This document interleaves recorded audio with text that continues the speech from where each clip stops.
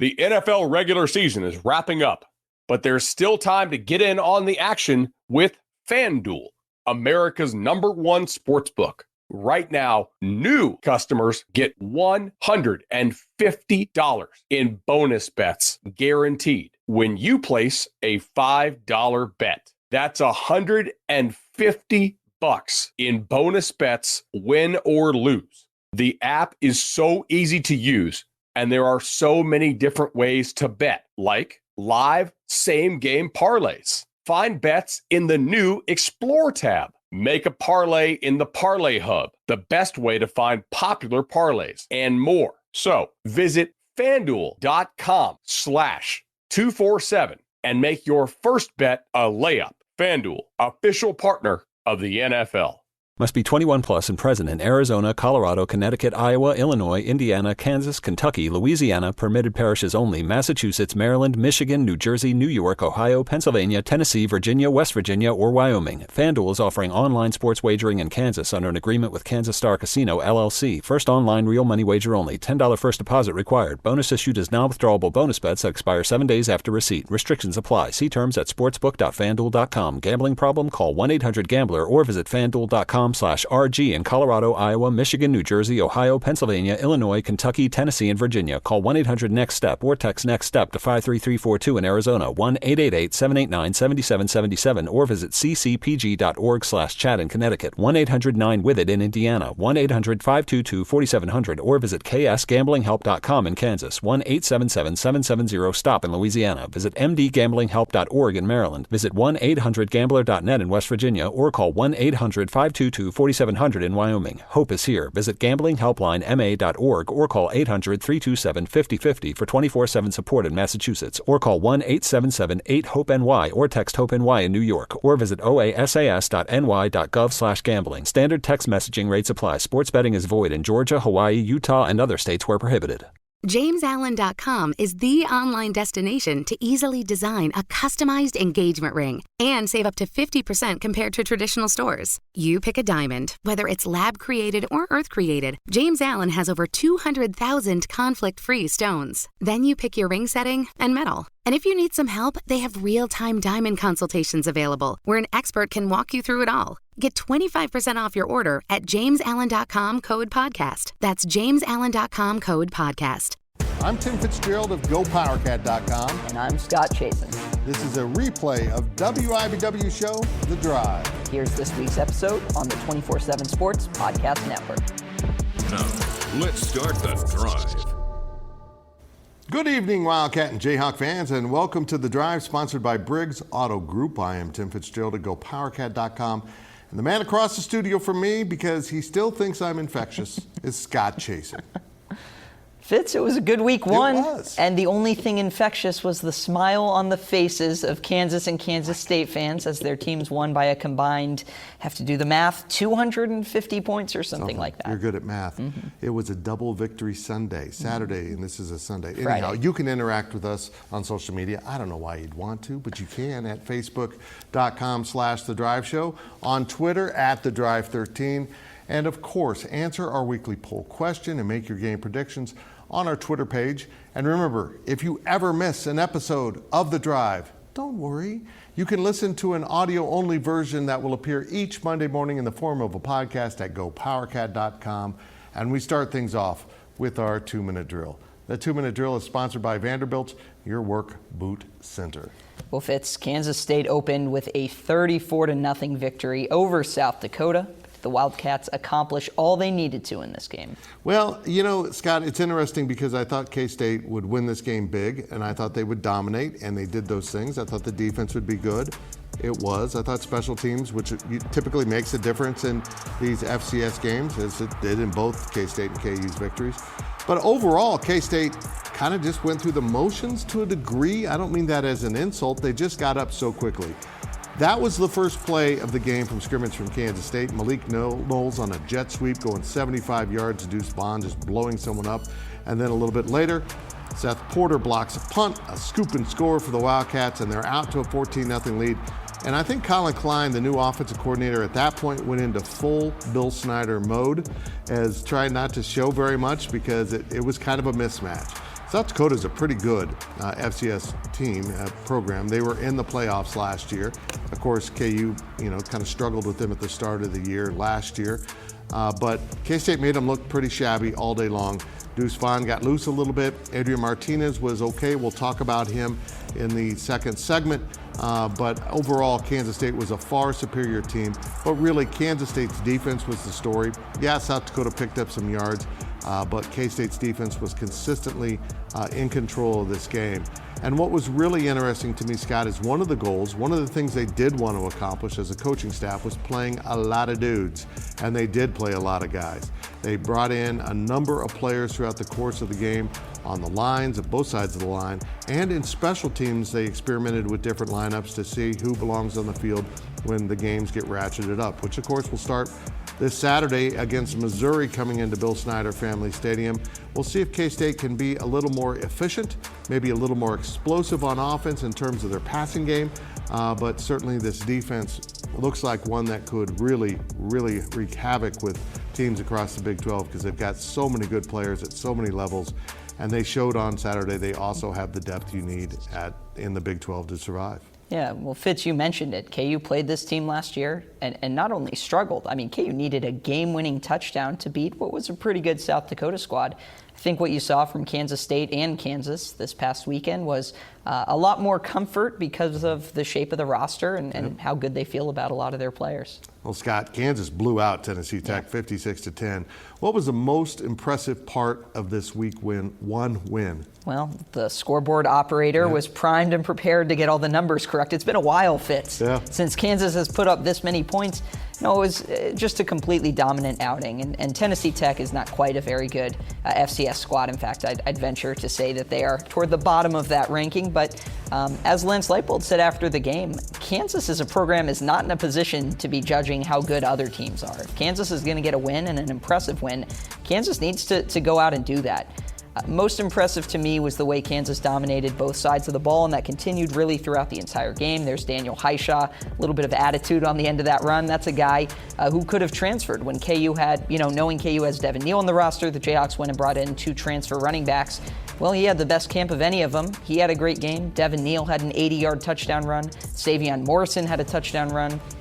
And then defensively, Kansas was pretty sharp too. That's Jacoby Bryant, the cornerback, recruited under Les Miles, has been in the program. Again, Kansas brought in transfers, but he actually made the start at cornerback in this game, obviously made a great special teams play. I thought it was interesting, Fitz, a lot of the guys starting for Kansas, there were some transfers mixed in there. A lot of guys who have been in the program for a year or two, and not just Lance Leipold guys, a lot of guys that Les Miles and that staff recruited as freshmen, who at least early in the season looked primed to kind of hold down some of these starting jobs. I think that was an intentional decision by this coaching staff, one, to show, hey, that these guys know what they're doing, and two, that, any transfers that come in, they're going to have to earn their roles. There were some standout transfers. Lonnie Phelps absolutely won. He had 3 sacks, as you watch. The 80-yard touchdown by Devin Neal. Closest guy to tackling him, by the way, was his own receiver. The transfers showed out too, and across the board, it was a pretty dominating and impressive performance by Kansas. But now it gets really tough. Kansas State plays Missouri. You get a rivalry game in your next game. Well, for Kansas, you're starting Big 12 play in week 2, and Kansas really has 11 Power 5 games on the schedule because Houston is no slouch either. It gets tough in a hurry for Kansas, but I was impressed with what I saw. Hey, as someone that covered Bill Snyder's programs from the get-go, this is a perfect piece of scheduling by Coach Leipold. I mean, they're not very good. Tennessee Tech isn't very good, but build your confidence, build your belief, get a good taste in your mouth as you head into a tougher part of your schedule. I like it. It was a nice performance. You could tell KU's better. There's no doubt. Yeah. Well, the Big 12 went 9-1 to open the season with the lone loss coming from West Virginia in a great game against Pitt. Scott, what did you make of the conference's Week 1 showing? Fitz, I was impressed. I'm not ready to say how good the Big 12 is, but I'm probably ready to say I might have underrated the Big 12 a little bit coming into this season. And, it really did start with West Virginia. West Virginia was in a down-to-the-wire game against a ranked Pitt team. And quite frankly, I thought West Virginia caused them a lot more problems. They should have won that game. They had a 4th and 1 on the +40 up in the 4th quarter that, Neil Brown coach scared, and that's when you end up losing, when you're afraid for your job and you don't make maybe the same decisions you normally would if you felt like you had that security. But new coaches, new faces impressed. Oklahoma, absolutely one of those. New quarterback, new coach. They were up for the test. They had a high-scoring offensive output. Oklahoma State looked like it didn't miss a beat early. They got out to a big lead. Game got closer late, but it was never really in jeopardy. And how about Iowa State, a team that loses its generational quarterback, running back, tight end? Well, they have a guy on the roster, Hunter Deckers, that Iowa State has quietly felt pretty good about behind Brock Purdy for some time. He tossed 4 touchdown passes, too. So, Fitz, I was really impressed by the Big 12. I'm curious what you think. I thought a lot of these schools had pretty good week ones. You know, the transfer portal makes it so difficult to estimate how teams are going to be going into the season. Kansas has reinvented their roster. There's so many starting quarterbacks now that come through the portal. I'm really intrigued by West Virginia because they should have won that game. Yeah. I almost feel like Neil Brown had his Paul Rhodes moment where you just totally botch the end of the game and you blow a win that you had in your pocket if you'd just done something differently. But we'll see. And I'll just be blunt. If Kansas can beat West Virginia, which isn't out of the realm of believability, Neil's done. And I think he's a pretty good coach, but that is what the Big 12 is about. And as a footnote, the 4 new schools coming in next year into the new Big 12 went 3-1, and the lone loss was Cincinnati, which was in the playoffs last year, opened its season at Arkansas and came up short. But I tell you what, this conference now and in the future is going to be a bloodbath week to week. It's going to be a blast. Yeah. Fitz, you mentioned it. I mean, how about BYU? Again, not yet in the Big 12, but BYU looked as good as anyone in the country week one. They sure did. Now a quick look at your poll question results. The poll questions are brought to you by Midland Exteriors. Love the home you live in. Call today for a free estimate. Well, last week's question was, which of these football programs is most likely to win the Big 12? I'd be curious if any of these answers would change after week one. Of course, we excluded Oklahoma from this poll, Baylor getting 41% of the vote, Oklahoma State next with 30%, K-State with 22%. I think K-State's been a dark horse pick for a lot of people, and then Texas in fourth, rightfully, with 7%. I think those results show how shuffled this conference really is, but we did leave Oklahoma out. I wonder why. This week's question is this. What is the perfect number of teams for the college football playoff? 4, 8, 12, 16, 1 million. Those are your choices. It's not 1 million. Make sure you vote on our Twitter page at TheDrive13. Well, that will do it for this half of the 2-minute drill, but we will be right back with more on KU, K-State, and the college football playoff on The Drive.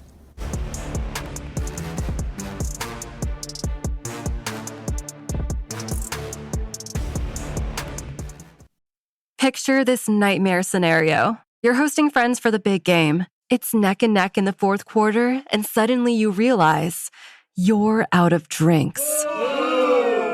You start to sweat. Your friends start to turn on you. You're forced to go on a last-second drink run and end up missing the game-winning touchdown while in line.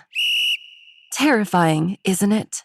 Luckily, you can avoid the drama with Drizzly, the go-to app for drink delivery. With Drizzly, you can shop a huge selection of beer, wine, and spirits, then get them delivered right to your watch party. Compare prices across multiple stores in your area, find the best deals on game day drinks, and get back to armchair quarterbacking from, you guessed it, your armchair. Download the Drizzly app or go to drizzly.com. That's DRIZLY.com today. Must be 21 plus, not available in all locations. Listen up. I won't sugarcoat it. This is the longest cold, flu, and allergy season we've ever seen, but we're not alone. We've got Instacart.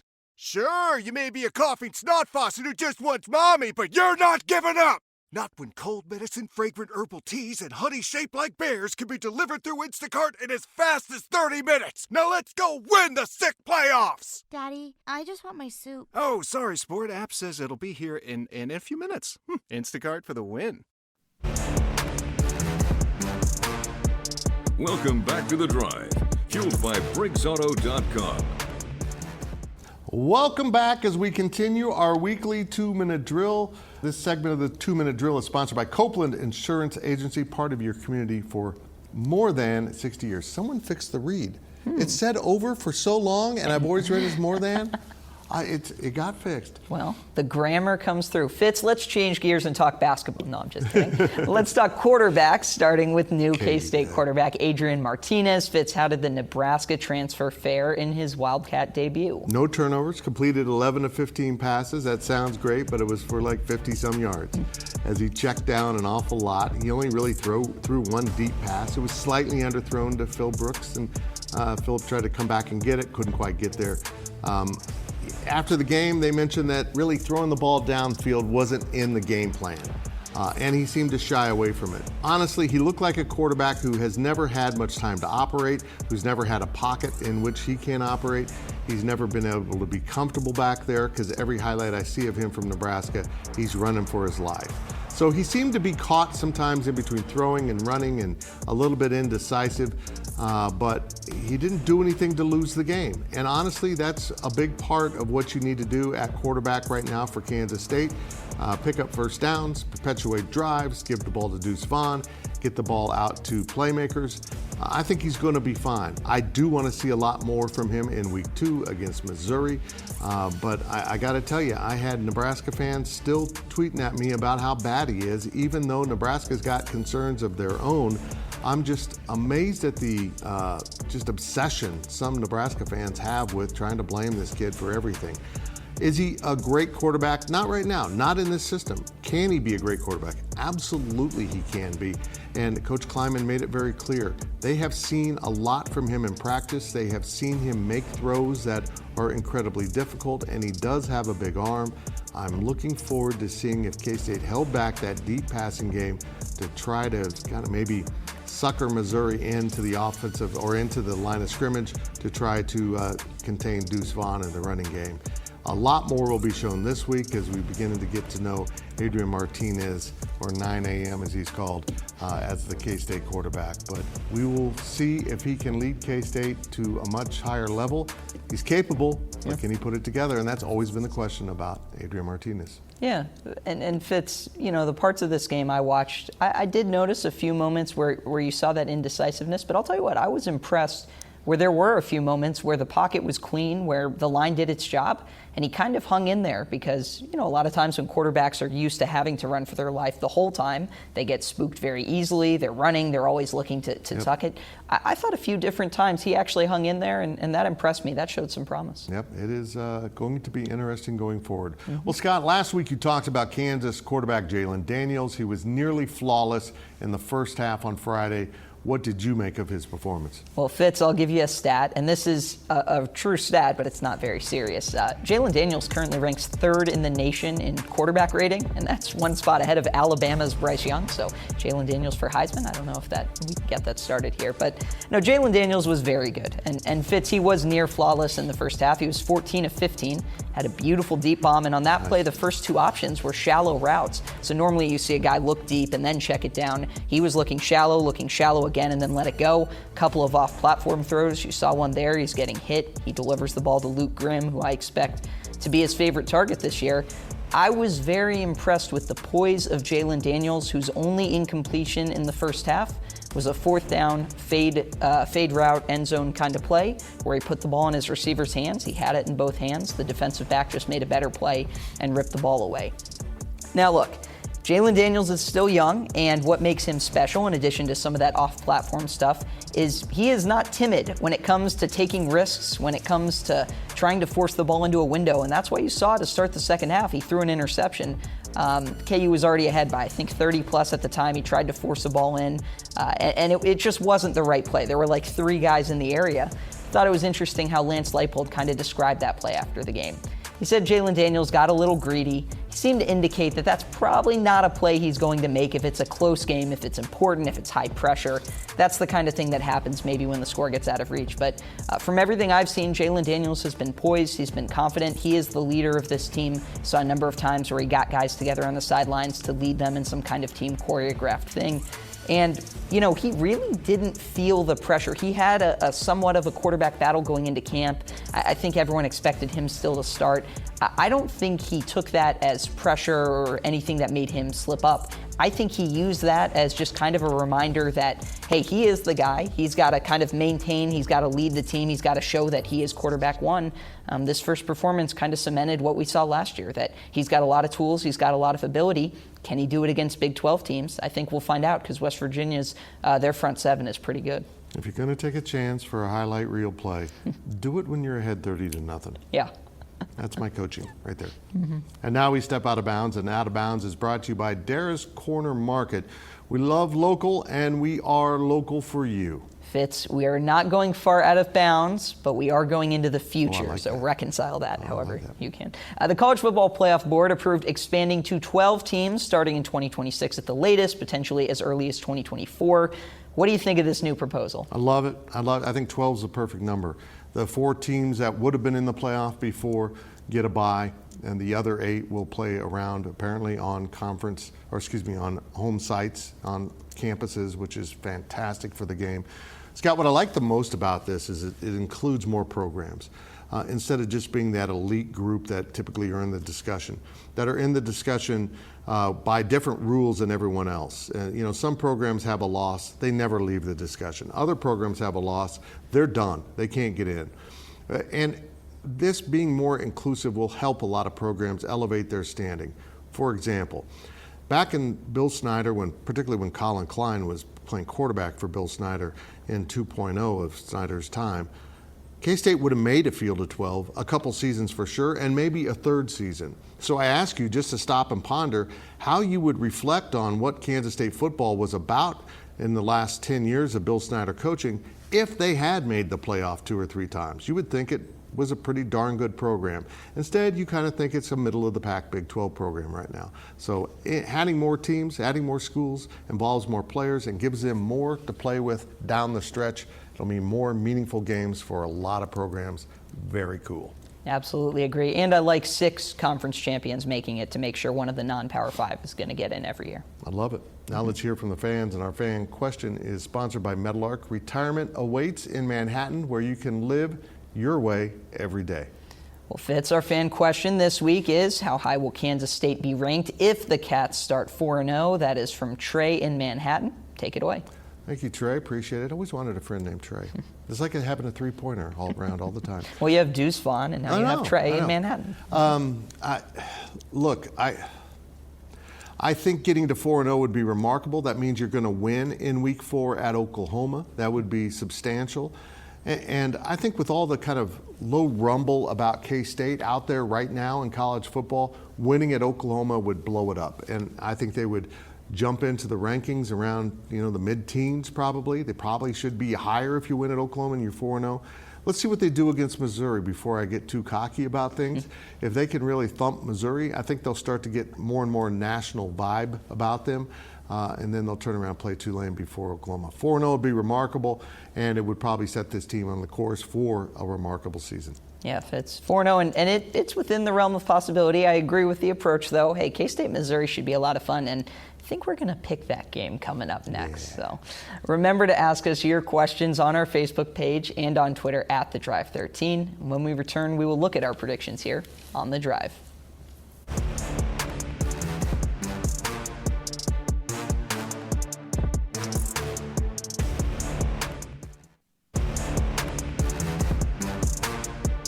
Welcome back to The Drive, fueled by BriggsAuto.com. Welcome back as we head down the home stretch of this week's show. Now it's time to take a look at our predictions. The predictions are brought to you by Kites and Kites Aggieville Draft House. Oh, such good food. Meet your friends at Kites and the Draft House since 1954. Wow. Remember to make your weekly predictions on our Twitter page at The Drive 13. Let's look at last week's results. The viewers went 2-1. Scott went 2-1. I went 1-2. I don't even know what I picked, which is a good sign. Now, Fitz, you won last year. You can give us one this year. Now here's this week's picks. This is going to get monotonous for you. We start with Kansas as a 13.5-point underdog at West Virginia. So will West Virginia win by 14 or more? I say yes. Scott, you say? I will take Kansas. I think it'll be a little closer. This is a real test for Lance Leipold's squad. I think they may have held some stuff back too. Curious to see what that offense looks like. Yeah, Kansas is a big mystery, and a degree, so is West Virginia after that loss to a pretty good Pitt team. Yeah. Well, next is Missouri plus 8.5 at Kansas State. Fitz, you want Missouri? Speaking of that West Virginia Pitt backyard brawl, I don't know what this game's called, but this too is being re-engaged after 11 years absence. Kansas State wins and the crowd is hostile. That's what I say. Fitz, I don't think I could pick Missouri and then make it back to my apartment, so I'm going to take Kansas State. Yeah, 8.5 is an interesting line. Our last game of the week is what's considered the biggie in college football. Number 1 Alabama is an 18.5-point favorite at Texas. Will Alabama win by 19 or more in Austin? Fitz, my rule is never pick against Alabama, and so I will be following that rule and taking Alabama. I will also take Alabama only because I don't like the SEC, and I consider Texas already part of the SEC. Oh, that's a good point. That's a good point. That's what I'm going with. Again, make your picks on our Twitter page at The Drive 13. Now it's time for our On the Clock segment. On the Clock is sponsored by Carpet One. Buy local for a strong local community. And we start with Mr. Scott Chasen. Well, Fitz, the best player on the football field for Kansas on Friday was not Devin Neal, who had a great game, was not Jalen Daniels, who I mentioned is third in the nation in QBR. No, it was Lonnie Phelps, the defensive end who transferred in from Miami of Ohio, 9.5 sacks last year. He had nearly a third of that in his first game, 3 sacks, 4 tackles for loss. And it was fascinating to hear after the game Lance Leipold talk about his motor, how well he played. I asked Lonnie Phelps about his performance and what that means, and he said his goal is just to make the other team's offense do something it doesn't want to do, whether that's running away from him, whether that's sending a double team at him. I bet that'll be the case week 2, so mission accomplished for Lonnie Phelps. Well, Kansas State fans are really fired up for football season, and one reason why they're so motivated, basketball coach Jerome Tang, who has been out firing up everyone at the Friday night pep rally, the Purple Power Play on points, and then on the sideline before the game. Coach Tang is fitting in Manhattan just fine. And that's it for this week's edition of The Drive. We will see you next week right here and all week on social media. With Blue Link Plus, you can access your Hyundai Tucson Limited remotely. Doors unlocked, temperature set, lost car found. There it is. Get complimentary class-leading Blue Link Plus. Call 562-314-4603 for complete details.